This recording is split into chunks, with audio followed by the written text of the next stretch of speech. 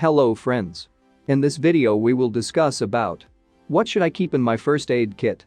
A first aid kit can be basic or comprehensive. It can contain every possible thing you might need. Or it can contain a few basics. Consider what you need for you, your family, and your lifestyle while putting a kit together.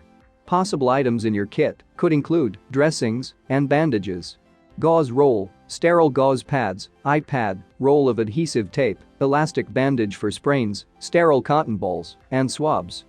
Over-the-counter medicine for cuts, burns, and injuries. Special medicines for members of your household. Latex gloves. Instant cold packs. Safety pins to fasten splints and bandages. A suction device or kitchen turkey baster to flush out wounds. Aluminum finger splint. Syringe and medicine spoon for giving medicine. Thermometer. Tweezers to remove ticks, insect stingers, and small splinters. Scissors for cutting the gauze.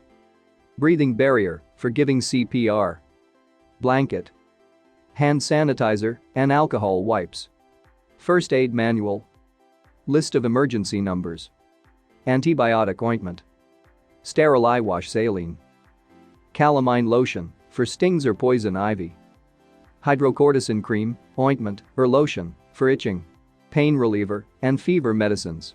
Do not use aspirin for children and teenagers younger than 18 years of age. Antihistamine. Nasal decongestant. Anti-nausea medicine to treat motion sickness and other types of nausea. Anti-diarrhea medicine. Antacid to treat upset stomach. Laxative to treat constipation. If you find it difficult or you don't want to put your own first aid kit together, you can buy them from any near medical store and at many drugstores. Before you buy it, go through the items and make sure you know how to use them to avoid any inconveniences. Consider taking a first aid course or purchase a first aid manual to prepare yourself in a better way. Please consider subscribe. Thank you for watching.